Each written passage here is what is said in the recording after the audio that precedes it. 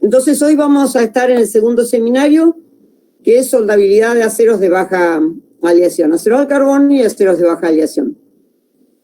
En el próximo seminario vamos a conversar sobre soldabilidad de aceros inoxidables, lo que se puede conversar en una presentación de 1 hora.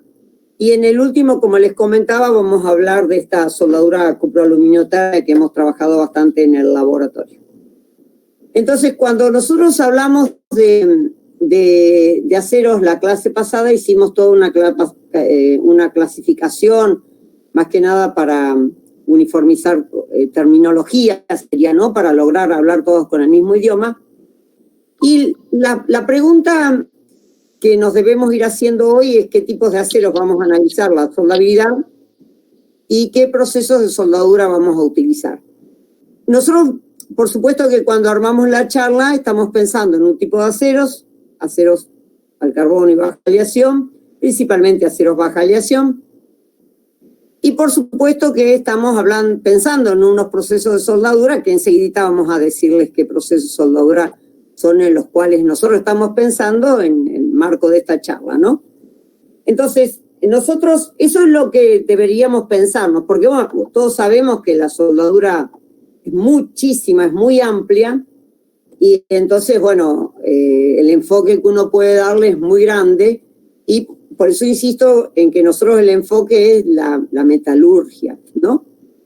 Cuando nosotros soldamos tenemos la composición química del metal base y la composición química del metal de aporte, si es que usamos metal de aporte. Ellos se mezclan cuando analizamos procesos en estado líquido o líquido, ambos, metal base y metal de aporte, o sólido líquido. O sea que uno de los materiales pasa a estado líquido y el otro no.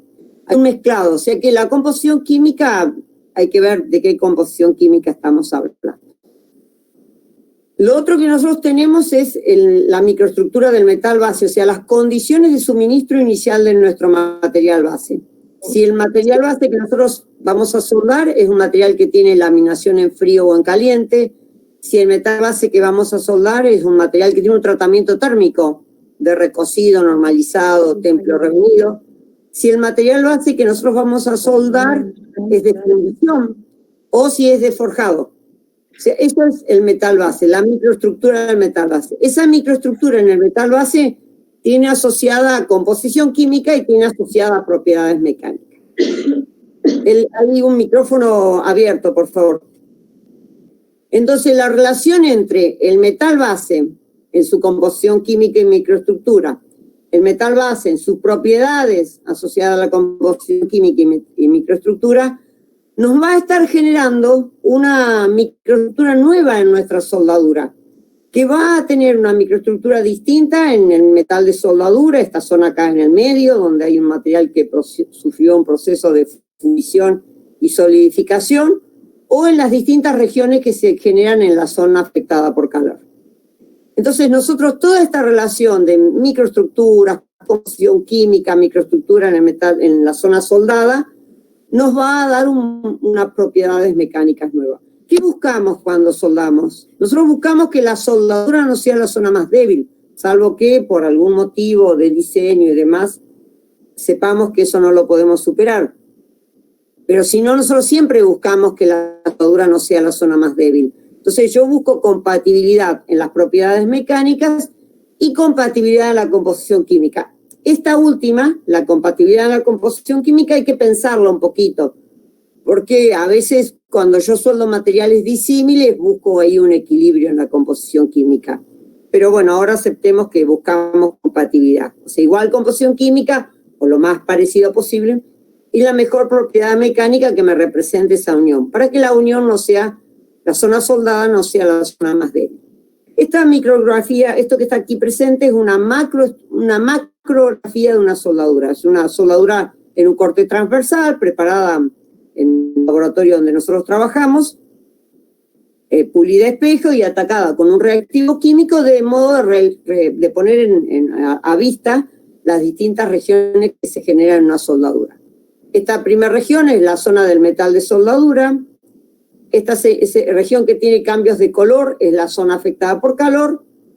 Esto es lo que se conoce como sobreespesor de soldadura, algunos de ustedes le llaman descuelgue de raíz. Este es otro sobreespesor de soldadura que queda en la zona superior. Cuando uno está soldando, la zona resistente es la que involucra todo el espesor de la soldadura.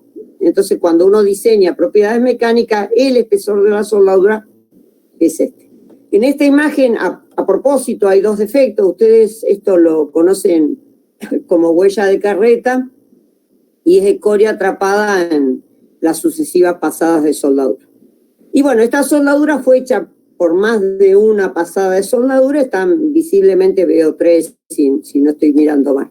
Pero está hecho con 3 pasadas y acá fíjense que la persona que soldó la probeta fue en una única pasada en la pasada última. Ese es un dato importante cuando uno trabaja en una soldadura, que son las cantidades pasadas de soldaduras que utiliza. Entonces, eso es lo que vamos a estar viendo hoy. Como todo esto que yo mencioné, lo tengo que tener en cuenta cuando analizo la soldabilidad del sistema o de la aleación que yo estoy soldando. ¿Qué factores tengo que tener en cuenta cuando yo analizo la soldabilidad? Por supuesto que no vamos a dar recetas en esta charla de 1 hora, porque además las recetas ustedes las tienen. Ustedes van a tabla y buscan sueldo A con B, con qué lo puedo soldar, y voy a otra tabla y busco con qué parámetros sueldo, y otra tabla con qué temperatura precaliento, y otra tabla si necesito post-welding y demás. Nosotros lo que queremos es mostrarles de dónde vienen todas esas cosas que uno usa de rutina. Entonces, ¿qué sabemos entonces? Que la soldadura es un proceso de unión que se produce por la coalescencia de materiales por medio de un calentamiento hasta la temperatura de soldadura. Podemos tener o no presión, o podemos tener o no el uso de metal de aporte. Esta es la definición que daría el Instituto Internacional de Soldadura. Es un método de unión. Entonces hay muchísimos métodos de unión en soldadura. Esta es en soldadura en fase sólida, es soldadura por fricción, se llama cuando yo utilizo 2 materiales que giran a una velocidad dada, le doy un esfuerzo, una presión, y logro la unión de estos 2 componentes. Esta es una soldadura en fase sólida líquida. Esta soldadura se llama brazing.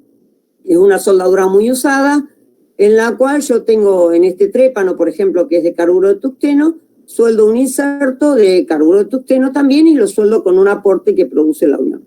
Esta es la soldadura que nosotros conocemos en el mundo de la electrónica también, que se llama brazing o soldering, de acuerdo a la temperatura de fusión, de fundición del metal de aporte. Después, esta otra soldadura se llama friction steel welding.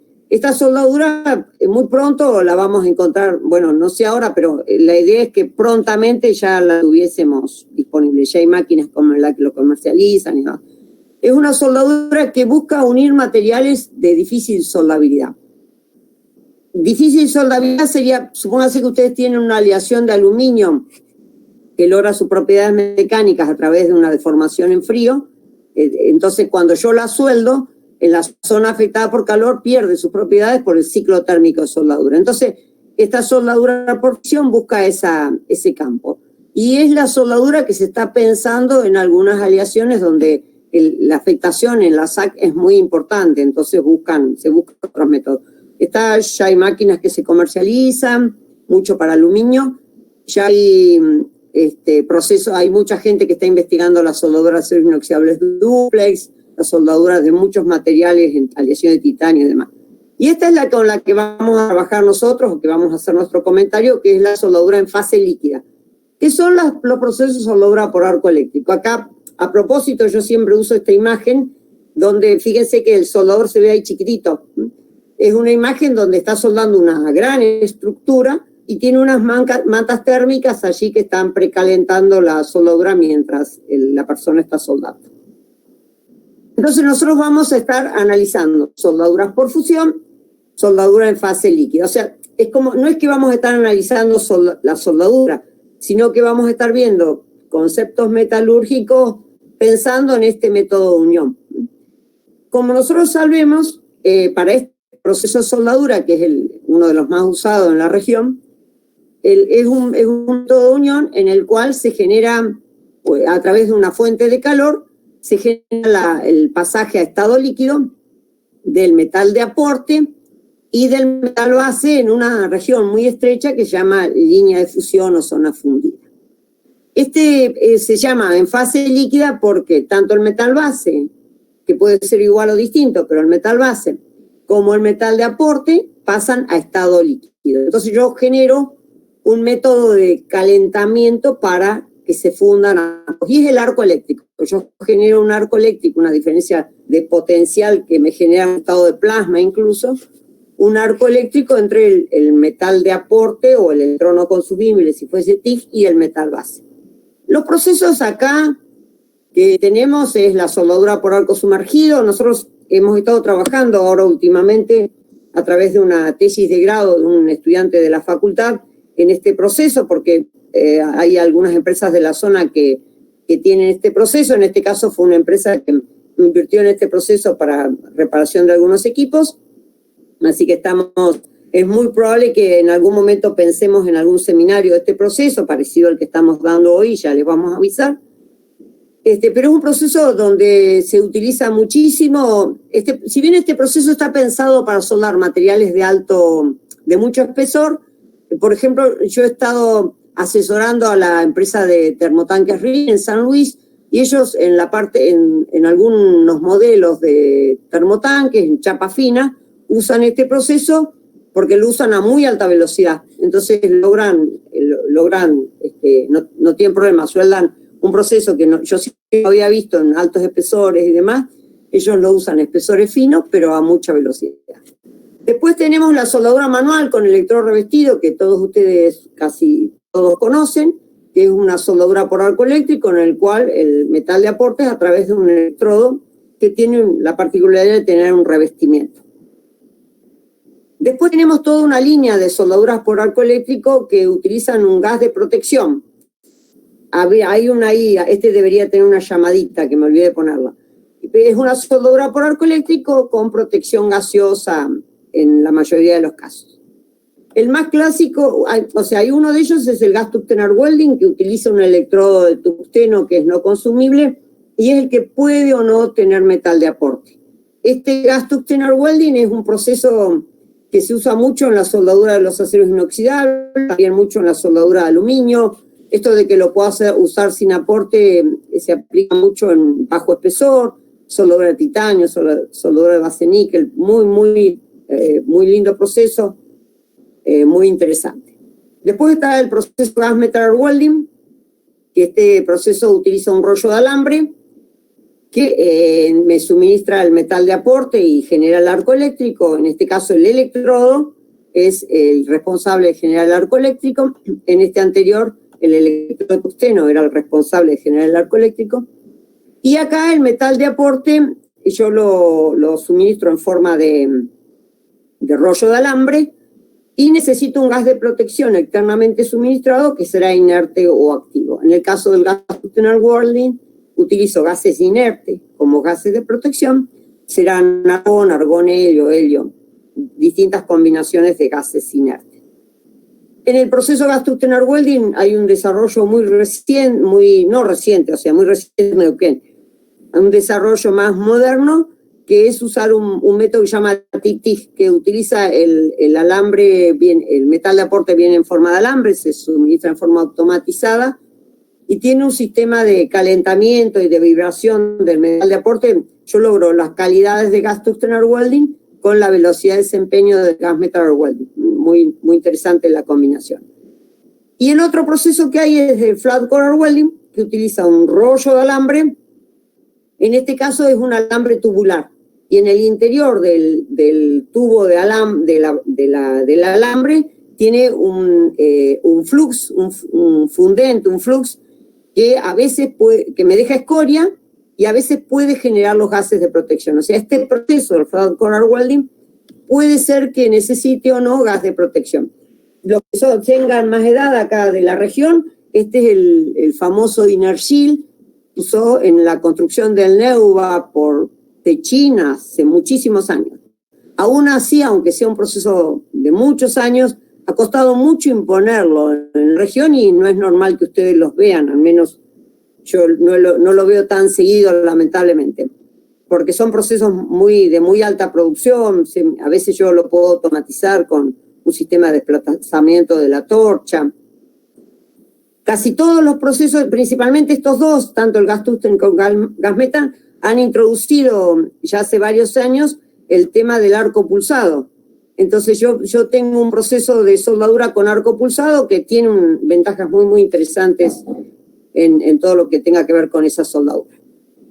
Nosotros entonces, estos son los procesos de los cuales vamos a estar pensando cuando demos la charla.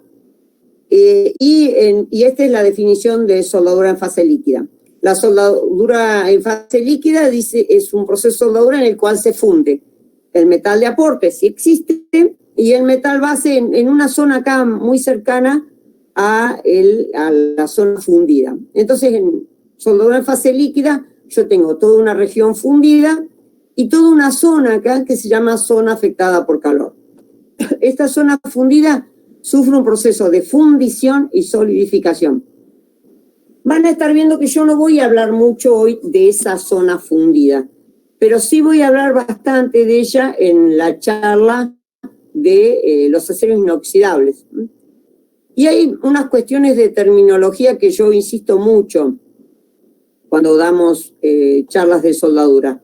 Y es que cuando yo estoy comprando un metal de aporte, estoy comprando un consumible de soldadura que es un electrodo, que puede ser un electrodo revestido, puede ser un rollo, puede ser una varilla, puede ser un rollo macizo tubular, puede ser un rollo de 5 kilos, 15 kilos o los rollos más grandes que me suministran en más cantidad, pero es metal de aporte.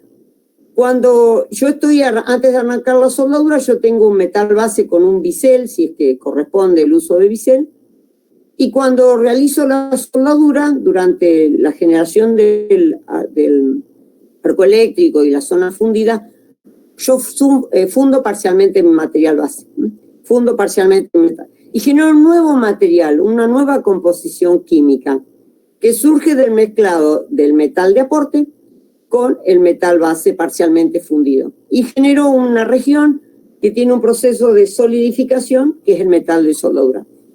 Pocas veces en los aceros al carbono y baja aleación yo tengo problemas de fisuras en el metal de soldadura. Cuando se dan fisuras en el metal de soldadura tienen que ver un poco con el diseño de junta y demás, algún caso va a aparecer dentro de un rato.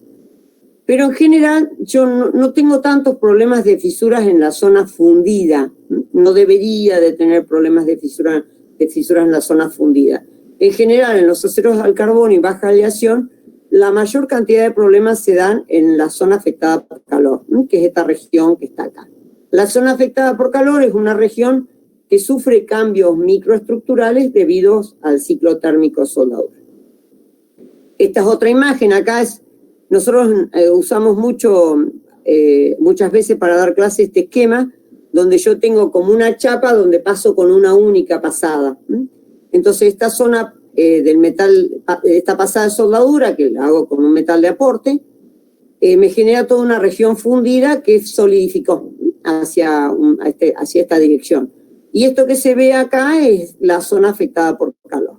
Y esta zona ahí en la interfase me genera la línea de fusión. Me divide la zona fundida con la zona no fundida. Nosotros, cuando investigamos en el laboratorio, por supuesto que analizamos como que en más detalle también esta región. Pero en una soldadura, nosotros tenemos en fase líquida, como la que estamos analizando acá, tenemos la zona fundida y la zona afectada por calor. Entonces, cuando yo diseño el procedimiento de soldadura, tengo que tener en cuenta cómo afecto ambas regiones en mi soldadura. Estas son imágenes de distintas probetas soldadas. Estas imágenes corresponden a algunos aceros inoxidables que se colaron acá. Y estas son imágenes de acero al carbono. Esta es una soldadura a tope en flat core arc welding, donde yo tengo la raíz gas tungsten arc welding y el relleno flat core arc welding, donde veo las distintas pasadas de soldadura. Esta es la punta de una vaina de una termocupla, donde acá veo todo un metal de soldadura. Ahí es un taponcito con una soldadura. Esta es una soldadura a tope de un material que tiene el espesor de esto es de 1 pulgada, donde tiene un respaldo. metálico, y donde ven ustedes la cantidad de pasadas que se usaban. Y esta es una soldadura tipo filete solapado, es la soldadura que uno usa cuando hace un encamisado en una línea de conducción. En todas las imágenes aquí presentes es fácil distinguir la zona del metal solidificado, del metal de soldadura, y esta zona con el cambio de coloración, que es la zona afectada por calor. Esta la vamos a usar un ratito más abajo, va un corte de esta imagen que vamos a ver un rato más abajo. Acá también, acá ustedes tienen la zona de las pasadas de soldadura y acá estaría lo que sería la zona afectada por calor. En los inoxidables la zona afectada por calor se ve un poquito menos, ya lo vamos a charlar los que tienen el seminario que viene, por qué sucede eso, perdón. Pero uno ve, no se ve tan claramente la zona afectada por calor.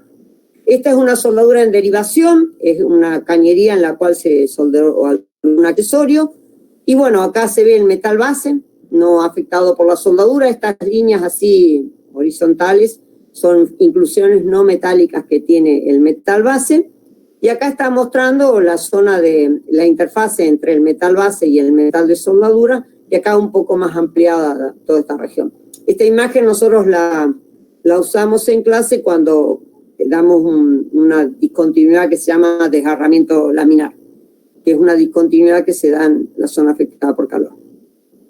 Pero bueno, esta es otra imagen de la soldadura. Ven acá, bueno, no vamos a cuestionar esta soldadura, no es la idea ahora, porque no vamos a alcanzar a dar el tema que queremos, pero bueno, esta sería toda la zona del metal de soldadura. Acá están viendo la zona afectada por calor, y por acá se alcanzaría a apreciar el espesor del metal base, que es finito, es poco espesor. Un concepto entonces esas son imágenes de soldadura. Un concepto que uno usa, una terminología que uno usa cuando habla de soldadura es el aporte térmico. Heat input le llama alguno en inglés, o aporte térmico. Y es el calor aportado en mi soldadura. El calor aportado en la soldadura es un dato que suele ser una variable que uno indica en la especificación de procedimiento de soldadura. Indica en general en valores de rango. Y la variable, o sea, el aporte térmico involucra la tensión en el arco, la tensión de arco, la corriente de soldadura que generalmente está asociada al diámetro del electrodo, principalmente en la soldadura manual con el electrodo revestido, y la velocidad de avance. La velocidad de avance es la velocidad de desplazamiento de la soldadura, que a veces ustedes, si no sé cuántos soldadores tendrán en la clase, pero los soldadores suelen hablarle como el peinado o el desplazamiento que hacen, o la oscilación que llevan mientras van avanzando con soldadura. Y se acuerdan que en la primera imagen que apareció de una soldadura, yo le decía que la última pasada era con una sola pasada, mientras que en estas vemos que termina con varias pasadas de soldadura. No lo vamos a ver ahora, pero eso, la velocidad de desplazamiento del electrodo de la torcha me va a afectar el aporte térmico, así como la tensión, así como la corriente de soldadura. Entonces los parámetros que yo elijo para realizar mi soldadura me van a afectar la calidad de mi soldadura. Entonces yo tengo que seleccionar parámetros suficientes como para fundir el metal base y por supuesto el metal de aporte, si no, no sueldo, pero para fundir el metal base principalmente en la zona por fusión, pero no exagerados, como para que me afecten las propiedades mecánicas de mi material base. O para, por ejemplo, si en electrodos revestidos ustedes eligen parámetros muy altos, podría ser que el revestimiento no actúe en forma eficiente. Entonces, si ustedes tenían previsto a través del revestimiento suministrar metal de aporte, elementos de aleación o alguna otra propiedad, puede que esté fallando. Entonces, bueno, uno elige el aporte adecuadamente. Pero es un término que va a estar apareciendo en la charla, por eso lo indico acá. Casi todos lo deben manejar. Ahí están las unidades y demás. Nosotros vamos a compartirles el video de la charla. Estamos viendo cómo lo subimos, así que eso es lo que les vamos a compartir, la charla en formato de video. Después lo que uno analiza cuando analiza soldadura son discontinuidades. Las discontinuidades, yo le doy definiciones que uno encuentra en los libros, ¿no? Son interrupciones físicas en la estructura deseada de una soldadura. Cuando la discontinuidad constituye un daño para la finalidad de la soldadura, entonces se considera un defecto.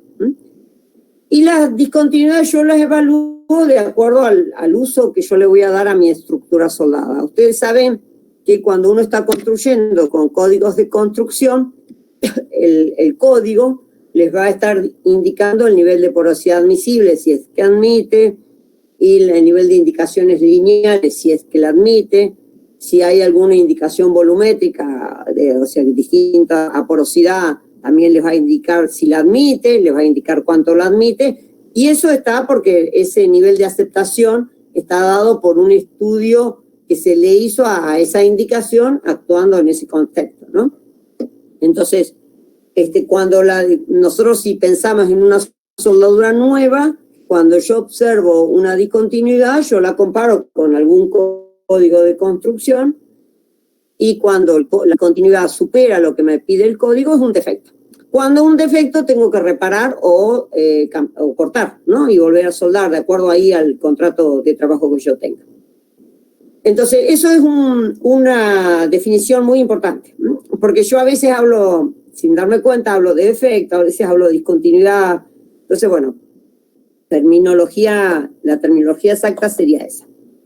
Y cuando hablamos de discontinuidades, yo puedo tener discontinuidades debido al diseño, o sea que el diseño es inapropiado o demás, y me genera cierto nivel de discontinuidades. Discontinuidades típicas del proceso de soldadura. O sea, si yo tengo un proceso con escoria, es muy probable que yo pueda tener riesgo de escoria atrapada. Si el proceso es sin escoria y a mí me queda alguna indicación que parece escoria, y lo probable es que sea suciedad, que yo no limpié bien mi soldadura, que tenga contaminada la zona de trabajo, de soldeo. Después, los procesos también, yo puedo tener muchísimas discontinuidades asociadas al proceso de soldadura, pero la más cómoda acá es esa. Y después tengo discontinuidades metalúrgicas, que son discontinuidades que se generan por el tipo de acero que yo estoy soldando y por el proceso de soldadura o los parámetros del proceso de soldadura que yo estoy usando. Entonces, las discontinuidades desde el punto de vista de clasificación son todas las que aparecen aquí, ¿no? Entonces, por ejemplo, fusión o penetración incompleta. Es cuando yo no logro fundir la raíz de soldadura, ¿no?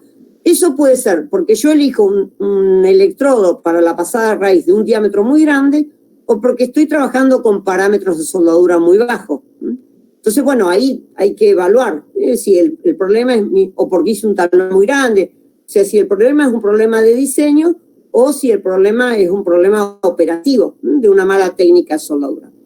Cuando yo tengo fusión incompleta, para nosotros, para los metalúrgicos, aclaro, fusión incompleta la asociamos normalmente cuando la discontinuidad se da entre pasadas o entre pasadas y el metal base. Cuando me queda sin fundir, yo es como que pegué mi soldadura, pero no logró una fusión incompleta. Y yo a veces me cuesta verla con una técnica de ensayo no destructivo tradicional, ¿no? Hay muchas técnicas de ensayo no destructiva hoy en día que me la permitirían visualizar, pero supóngase que no la vi.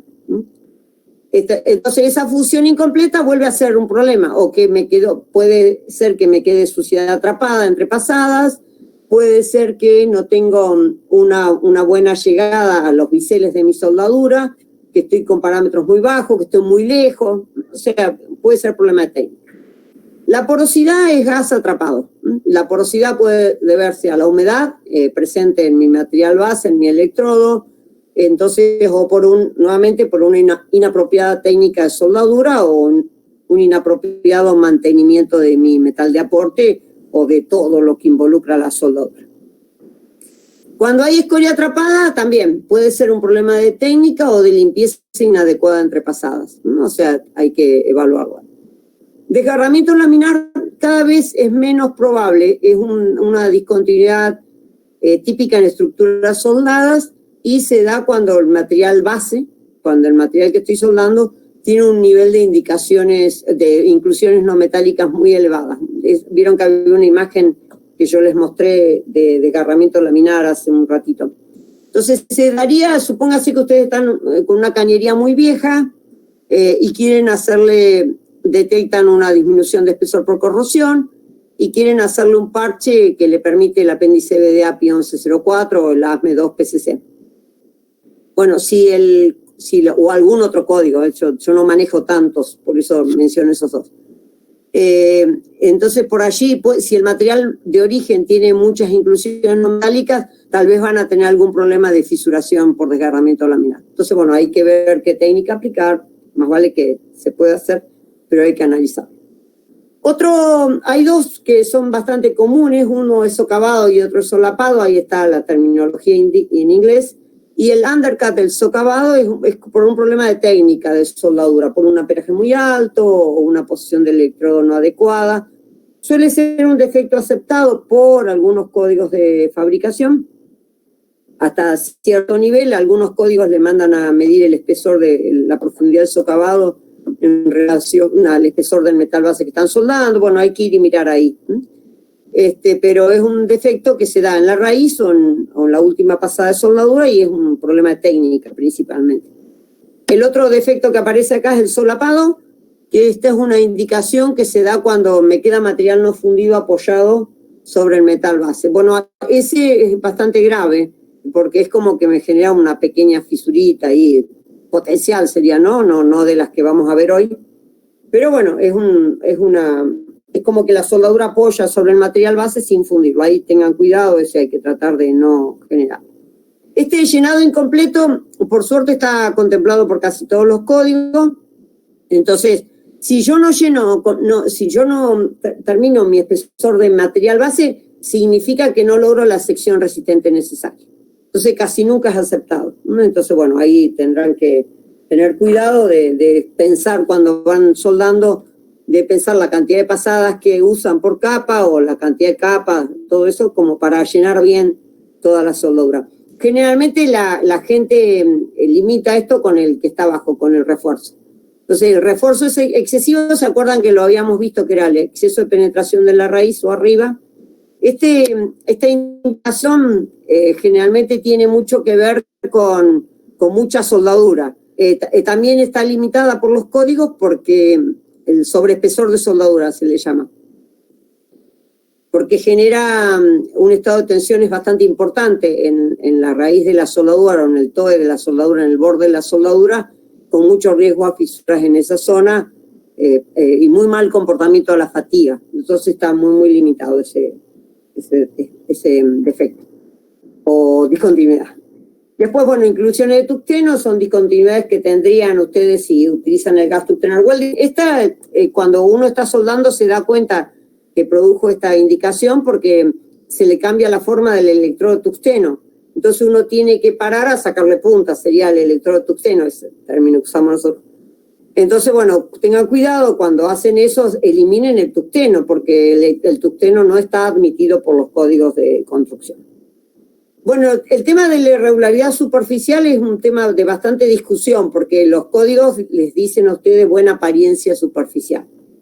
Entonces, bueno, ahí tendrán que ver ustedes cómo trabajan la técnica de soldadura cuando hacen inspección también, porque si el aspecto visual de la soldadura es muy rugoso, voy a tener grandes problemas de corrosión, de mal desempeño después de mi soldadura. Tiene más orientado a ese lado. Entonces es un problema de técnica. A nosotros lo que nos gusta por nuestra formación metalúrgica son estas últimas, que son de las que vamos a hablar hoy, que son las que uno tiene muy en cuenta cuando habla de soldabilidad, que es el tema de fisuras. Las fisuras que yo tengo riesgo a generar durante la soldadura, que generalmente para los códigos son indicaciones lineales y generalmente no están aceptadas por ningún código. Por supuesto que también podría ser una indicación lineal la fusión incompleta, pero nosotros hoy vamos a hablar principalmente de fisuras, nosotros por ahora no. Dentro de las fisuras podemos hablar fisuras en caliente o fisuras en frío, o fisuras por recalentamiento, le llama la bibliografía o la terminología. Se le llama fisuras en caliente a las que se generan mientras estoy soldando. Yo estoy soldando y termino de soldar y se me fisuró todo. Eso suele darse en el metal de soldadura y es muy típica de las aleaciones de aluminio. También es muy típica de los aceros inoxidables, Así que vamos a hablar de ellas el viernes, para los que estén el viernes. Por supuesto que no estoy invitándolos al seminario, sino comentándole porque no hablo de ellas hoy. Las fisuras en frío son fisuras que en la jerga se conocían como fisuras diferidas o fisuras retardadas. Y son fisuras que se suelen dar después de un tiempo. Entonces no las veo enseguida, sino las veo después. De hecho, hay algunos códigos que a uno les piden que los ensayos mecánicos de las soldaduras los realice después de un tiempo. Que no termine de soldar y haga los ensayos, sino que espere un tiempo. Y justamente la idea es permitir que, si van a haber fisuras, que se generen antes de que yo ensaye mi proyecto. Y las fisuras por recalentamiento suelen ser fisuras que se dan cuando yo hago sucesivas pasadas de soldaduras, principalmente en el tema de reparación, y suelen ser fisuras más asociadas a aceros de alto cromo, a otra familia de aceros que no voy a hablar hoy. Entonces, entonces nosotros van a ver que el enfoque de la charla está muy pensado en evitar las fisuras en frío, principalmente, o fisuras, o en tratar de entender por qué precalentamos, por qué hacemos tratamientos térmicos post soldadura en algunas soldaduras y por qué no lo hacemos en otras soldaduras. Así que ahí vamos a ir charlando. Desde el análisis de la metalurgia de la soldadura, si nosotros consideramos que el metal de aporte es el adecuado, si el proceso tiene gas de protección, el gas de protección está bien seleccionado, nosotros vamos a poder hablar de la soldabilidad con este enfoque, ¿no es cierto? Con el enfoque que le estamos dando hoy. Entonces, si nosotros ya tenemos todo lo otro mal, bueno, más vale que el problema de soldabilidad lo vamos a tener en otro lado, ¿no? Si ustedes eligen un metal de aporte de mucho menos resistencia mecánica que el metal base, bueno, va a romperse la soldadura, ¿no? Va a fallar la soldadura en la zona soldada, va a ser muy débil la soldadura. Entonces, considerando que todo lo demás está bien, el problema de soldadura lo podemos analizar desde este enfoque de soldabilidad, lo podemos analizar desde este enfoque que estamos haciendo ahora.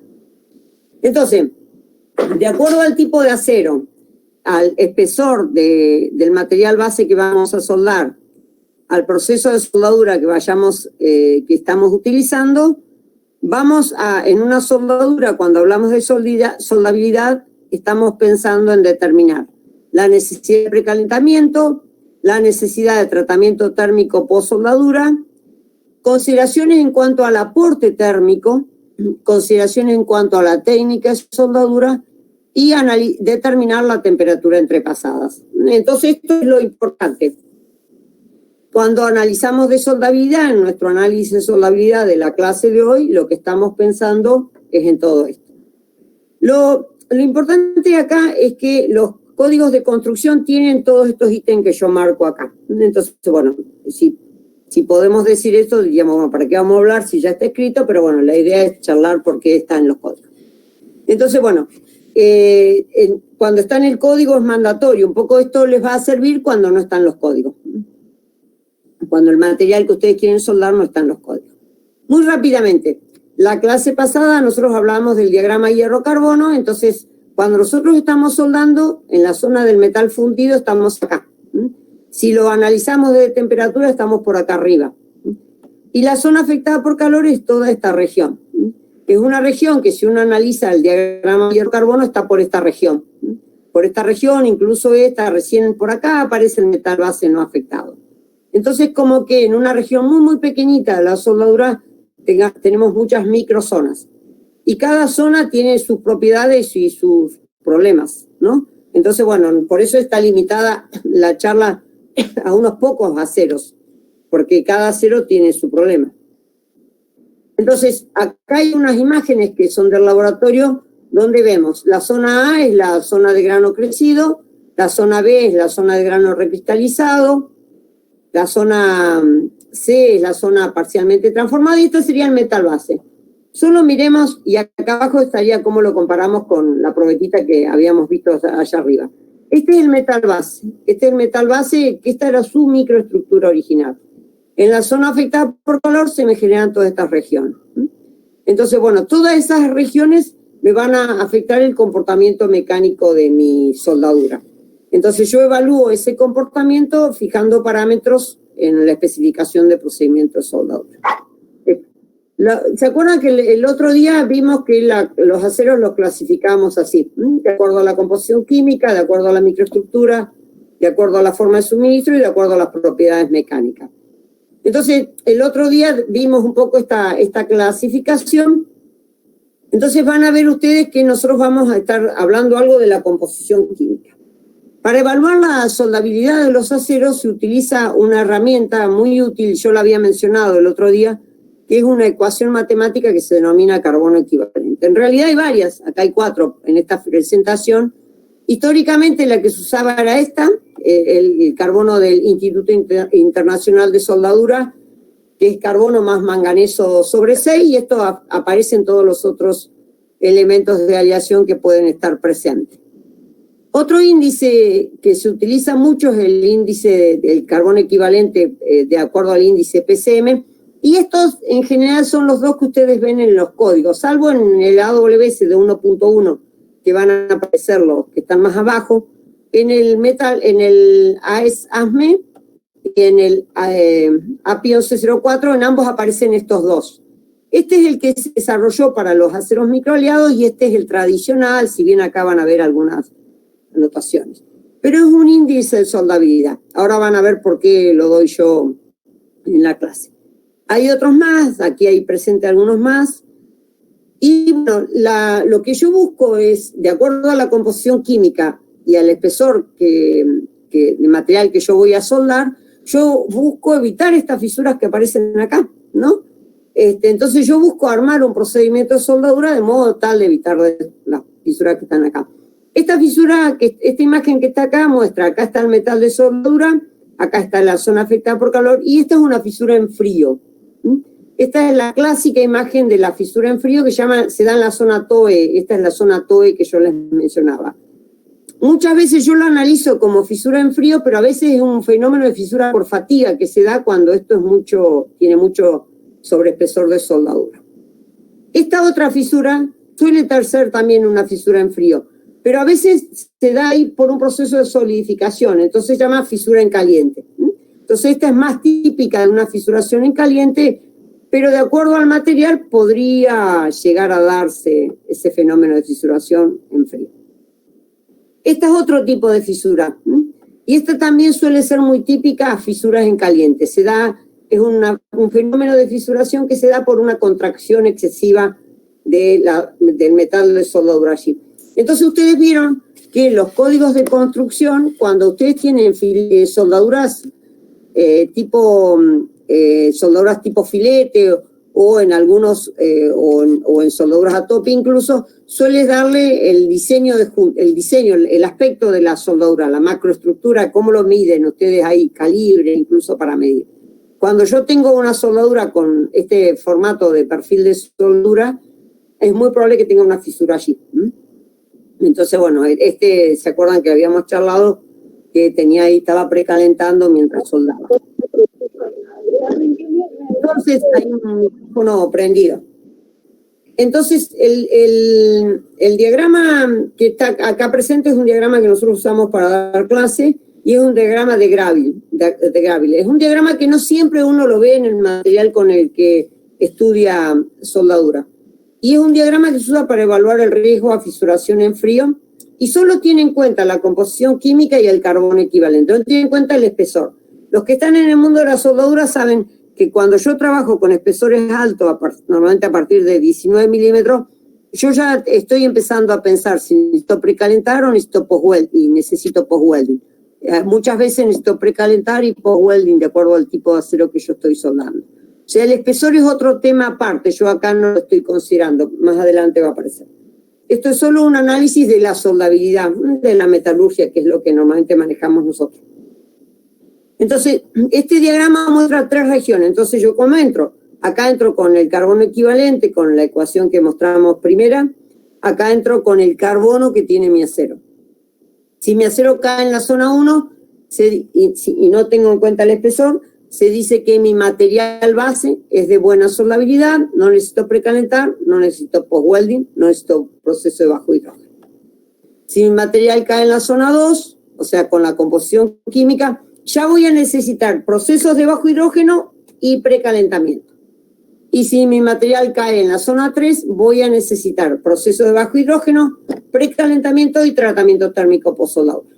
Entonces, estamos viendo entonces que la fisuración en frío se da por la composición química de mi acero, por el espesor que yo estoy soldando y que yo puedo llegar a mejorarla o evitarla con precalentamiento, con procesos de bajo hidrógeno y con tratamientos térmicos post-soldadura. Entonces eso es lo que vamos a ver, por qué todo esto. Entonces, bueno, esto que está presente ahí está escrito acá abajo. Si el material cae en la zona 1, se cae de buena soldabilidad, se cae en la zona 2, intermedia, procesos de bajo hidrógeno y precalentamiento. Y bueno, y todos sabemos que los procesos de bajo hidrógeno son los procesos en soldadura manual revestido, el uso de electrodos básicos.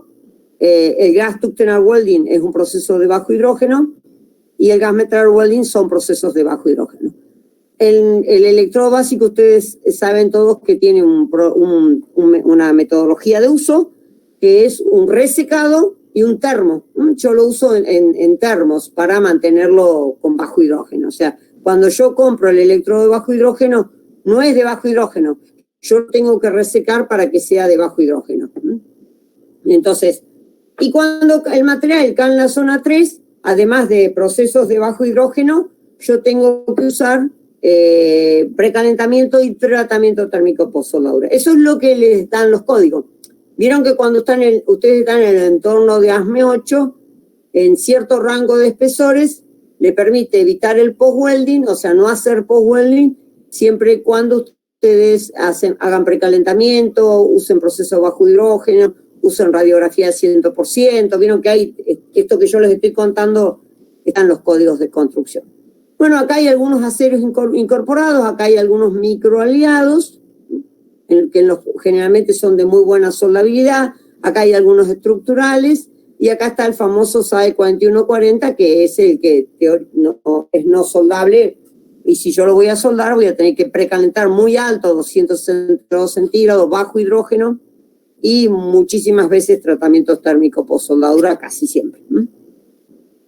Entonces, el fenómeno de fisuración en frío es un fenómeno que se da en las aleaciones base hierro, en los aceros, tanto de bajo carbono, baja aleación, y se da a temperaturas cercanas al ambiente. Yo tengo que tener una microestructura susceptible, tengo que tener tensiones residuales y tengo que tener hidrógeno difusible. Para que se dé el fenómeno de fisuración en frío, yo tengo que tener todos estos factores. Primero se da a una temperatura cercana al ambiente, o sea, se da cuando mi soldadura ya enfrió, después y empiezan a actuar las tensiones, puede darse enseguidita o puede ser diferido, perdón. Pero es un fenómeno que se da a temperatura ambiente. Eso es lo importante, no se da mientras el material solidifica, sino a temperatura ambiente. La microestructura susceptible es una microestructura en la cual yo tenga poca ductilidad. Entonces, la zona afectada por calor es una zona con una microestructura bastante susceptible. Entonces, el carbono equivalente es un índice de susceptibilidad. Entonces, muchas veces el carbono equivalente, en la jerga de la soldadura se dice, si el carbono equivalente es mayor de 0,4, yo ya tengo que pensar que necesito precalentamiento y necesito proceso de bajo hidrógeno, o sea, va a ser susceptible. Va a ser susceptible a fisuración en frío. En soldadura siempre hay tensiones residuales. En eso no nos preocupemos, siempre las tenemos.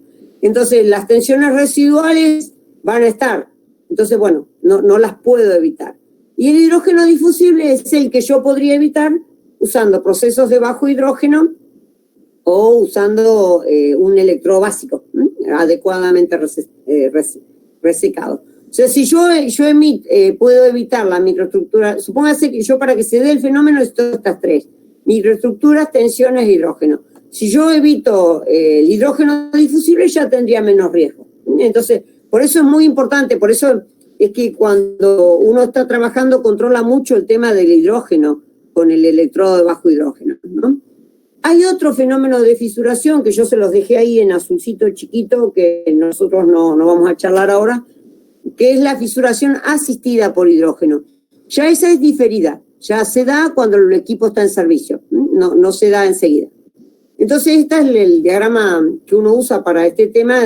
Entonces, yo tengo tensiones, siempre tengo, microestructura susceptible, la puedo evaluar a través del concepto de carbono equivalente, y el hidrógeno difusible, le falta ahí difusible, es el hidrógeno que yo suministro con el metal de aporte, pero también puede ser que yo tenga hidrógeno en mi material base. Supóngase que a usted se le ocurre soldar en un material que tiene demasiada humedad, o en un material que es cercano a la zona donde están soldando hay mucha humedad. Entonces el hidrógeno ustedes lo están suministrando. Entonces ese combo es el que genera el tema de la fisuración en frío. Acá hay algunas imágenes, bueno, la que habíamos visto recién, del TOE ahí con su fisura en frío. Estas son algunas imágenes de fisuras en general, donde se da la fisura, si se da en la zona afectada por calor, si se da una fisura longitudinal, si es transversal. Esta es otra fisura que no necesariamente es en frío, ¿no? Es una fisura que se da en el cráter de la soldadura, cráter final. Esto, vieron que uno insiste mucho ahí que controlen el cráter final, porque es una zona de contracción, los inoxidables son más susceptibles a este tipo de fisura, pero es un problema de técnica ahí, ¿no? Después, bueno, este por el diseño de la soldadura que habíamos charlado recién, este es en el desgarramiento laminar que dimos recién, y bueno, y acá estarían más las fisuras en frío que estamos charlando que sean. Que puede ir para el material base, puede ir para el metal de soldadura, puede estar bajo pileta, en este tipo de soldadura está allí, en la raíz ahí, ¿ven? Entonces, bueno, ahí es otra zona susceptible. Entonces, un poco lo que dijimos es que el fenómeno de fisuración en soldaduras, estas fisuras que estamos analizando hoy asociadas a la fisuración en frío, por ejemplo, se dan por la presencia de hidrógeno. El hidrógeno puede estar en la atmósfera, puede ser por el proceso de soldadura, y bueno, entonces yo tengo que tomar cuidado, usar electrodos limpios y secos, tener limpia la zona de soldadura y demás. Puede darse por la microestructura del material base, entonces yo analizo el carbono equivalente, que me da la composición química del metal de aporte y del material base. Y el otro factor que aparece aquí es la velocidad de enfriamiento. Entonces la velocidad de enfriamiento es un fenómeno que influye muchísimo en la generación de fisuras. Entonces yo, ¿cómo puedo hacer modificar la velocidad de enfriamiento? Bueno, yo modifico la velocidad de enfriamiento con los parámetros de soldadura. ¿Cuáles son los parámetros de soldadura? Por supuesto que va a ser el aporte térmico. ¿Cuál otro parámetro que yo puedo trabajar? Va a ser el precalentamiento. Si nada de esto puedo controlar, si yo no puedo, si aún con todo esto, sigo teniendo riesgo a fisuración en frío, yo ya voy a tener que pasar a los tratamientos térmicos post-soldadura. Entonces yo, cuando voy a analizar el riesgo a fisuración en una soldadura, estoy teniendo en cuenta todos estos parámetros.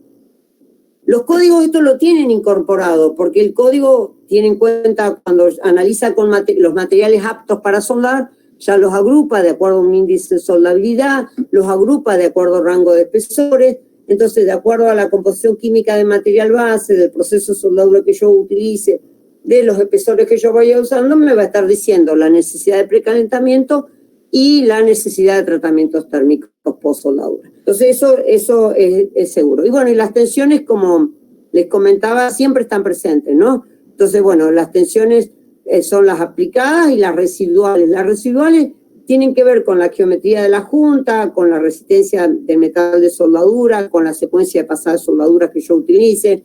Entonces, todos estos parámetros son los que indirectamente están tenidos en cuenta en los casos que ustedes estén soldando un material que está dentro de los códigos de construcción.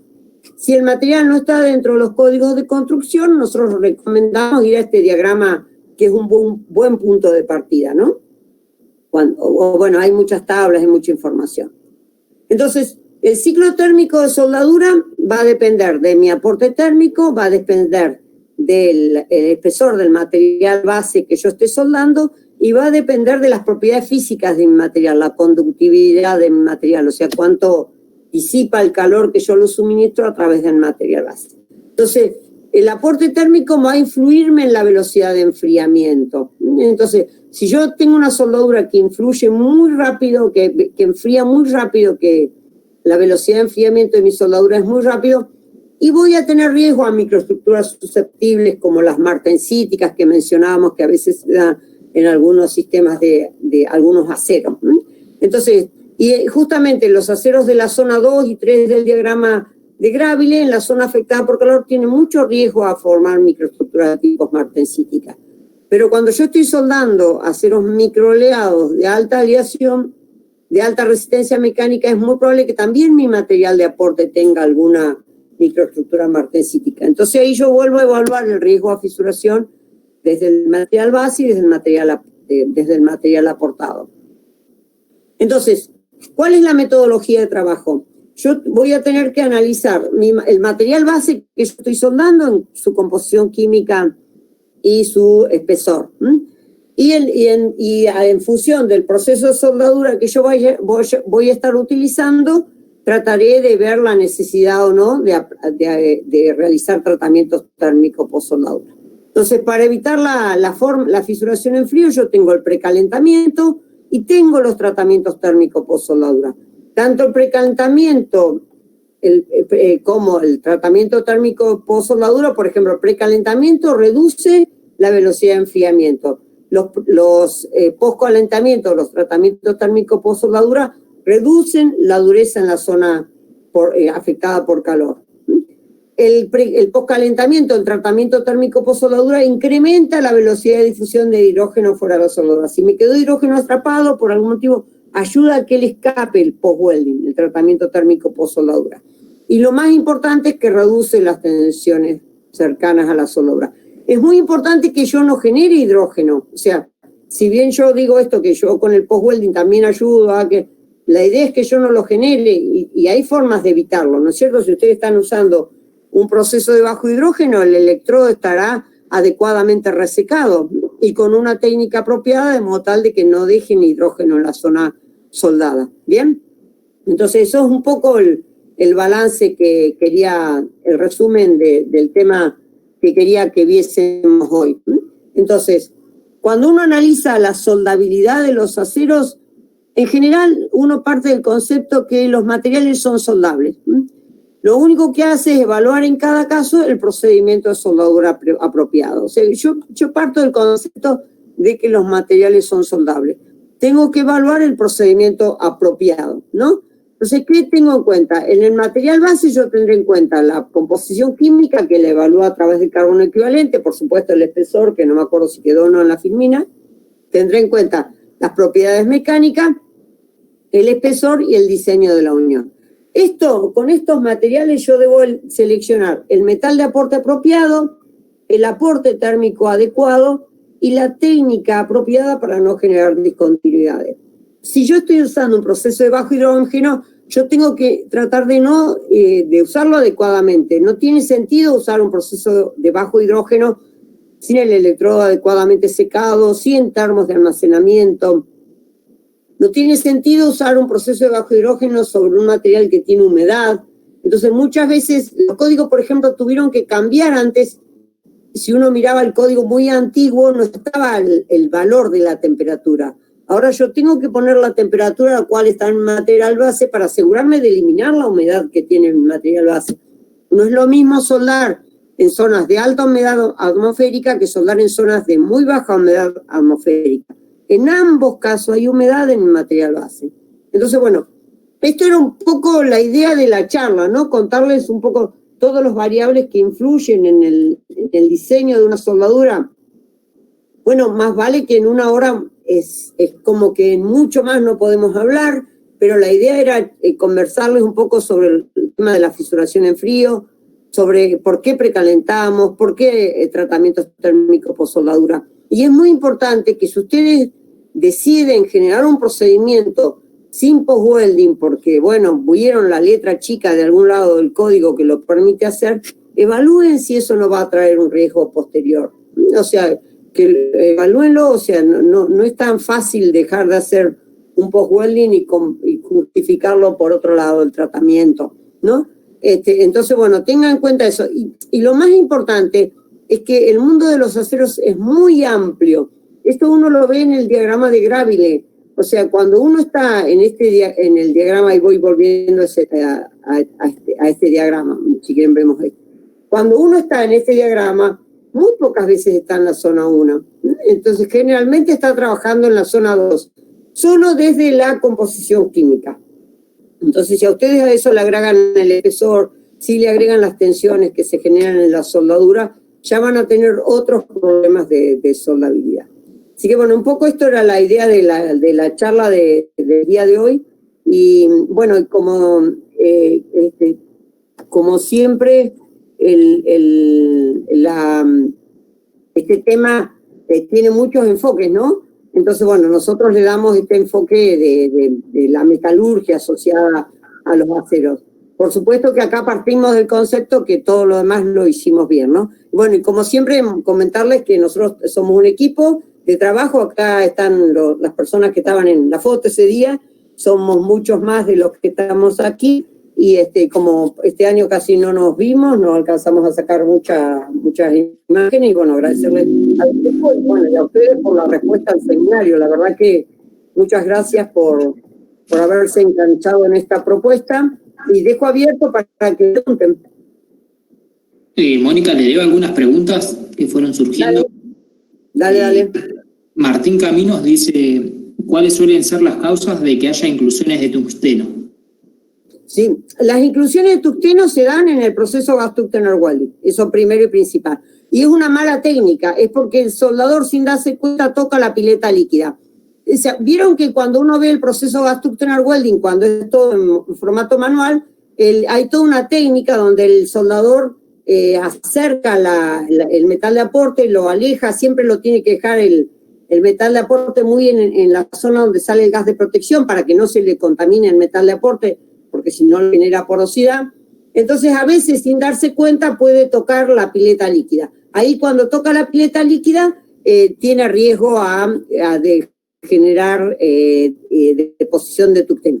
Hay otra opción más, ¿no? Y es que, bueno, hay toda una polaridad del electrodo tungsteno en relación al metal base y una relación de parámetros de soldadura en realidad en relación al diámetro del electrodo tungsteno. Suponiendo que todo eso está bien hecho, que la polaridad es apropiada, que el diámetro del electrodo es apropiado para la corriente de soldadura seleccionada, el electrodo se prepara cuando uno usa el electrodo tungsteno en polaridad negativa, uno le prepara la punta, le saca punta al electrodo tungsteno, entonces lo deja como un lápiz. Entonces tiene bastante riesgo a tocar ahí, pero viene de una mala técnica de soldadura seria.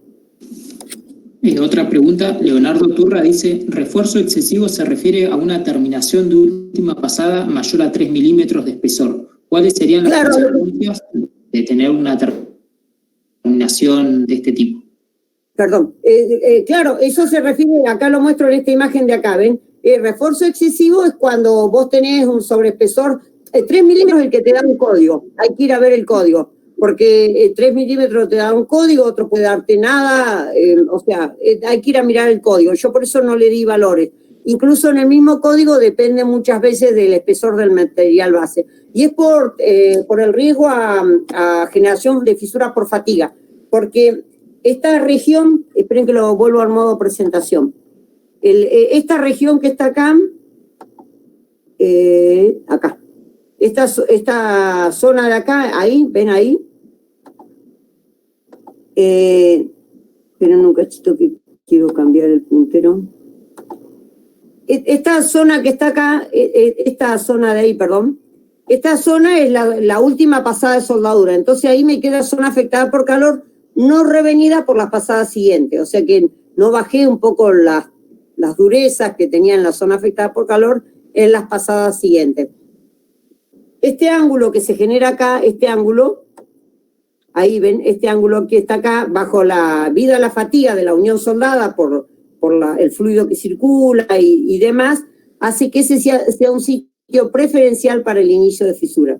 Entonces, este sobreespesor está limitado, el sobreespesor y el diseño en una soldadura tipo filete, el diseño, no sé si tengo alguna mano, me parece que no. El diseño de la soldadura tipo filete también, del cateto, también está todo controlado por los códigos de construcción por el tema de la fatiga en las uniones soldadas. Es por la fatiga, por el riesgo a iniciar una fisura por fatiga. Por eso está... y porque además es material en exceso. Fíjate que, a ver si me sale derecho, todo esto es sección en exceso, ¿no? Eso en la parte superior. En la parte inferior, fíjate que si acá circula un fluido, todo, bueno, esto un poquito más arriba sería, todo esto es material en exceso, o sea, material no resistente, no te suma capacidad de soportar carga. Cuando vos tenés un fluido circulando acá, te produce torbellino en el fluido. Entonces, ese torbellino en el fluido hace que a vos se te generen zonas de desgaste y demás. Porque vieron que muchas veces el material tiene recubrimiento internos y muchas otras veces no. Cuando hay un fluido circulando, muchas veces se forma en el acero una capa de óxido de hierro. Si el flujo es turbulento, esa capa de óxido de hierro se va eliminando. Entonces se tiene que volver a formar. Entonces yo genero un fenómeno de corrosión. Entonces en la parte superior es por el riesgo de fatiga, en la parte interior también es por riesgo de fatiga y generación de fisuras, y además muchas veces que cuando esto descuelga mucho me queda mucha escoria atrapada ahí. Pero también es porque me afecta el fluido, las condiciones de circulación de mi fluido. Me genera un flujo turbulento. Sí, no sé si hay alguna más. Sí. Pregunta Pablo Ramírez. Dice, si las fisuras en frío, aparte de tratamiento térmico, ¿es posible que se le hagan punzados a la soldadura? En realidad, o sea, yo busco evitar la formación de fisuras, ¿no es cierto? O sea, si la fisura se formó, nada puedo hacer. O sea, yo tengo que evitar que no se formen. Entonces, muchas veces el tratamiento térmico es inmediato, a veces hay que ir a leer a ver el sistema que yo estoy soldando. Pero la idea es que no se forman. El punzado, que creo que es el hot pinning, que es el golpeteo que se le hace en alguna soldadura, creo que es para otra idea, es para introducir tensiones de compresión, es para introducir tensiones de compresión. En general, yo lo he visto, ahí puede que no sepa mucho yo lo he visto en la soldadura de fundiciones de hierro, que no sería el caso que estamos analizando acá. Y es para evitar tensiones residuales, pero no normalmente si querés, podrías pensarlo para el golpeteo o sea, el hot pinning es para disminuir las tensiones residuales. Mucho ahí yo no he visto que se aplique en este sistema, pero por ahí se aplica, ahí yo no lo he visto. O sea, que yo no lo he visto no significa nada, ¿no? Acuérdense que yo trabajo en la universidad. Ustedes trabajan en la industria, por ahí tienen mayor visión de casos prácticos. Otra pregunta, Pablo Márquez pregunta si los inoxidables tienen una SAC más pequeña que los aceros al carbono porque tienen mayor... ¿O a qué se debe esto? Por si no vieron la clase, nosotros el viernes que viene creo que damos inox. Es por la propiedad física, porque el inoxidable tiene menor conductividad. Entonces, como tiene menor conductividad, el calor se le quedó ahí en la zona afectada por calor. Entonces, no creció tanto la zona afectada por calor.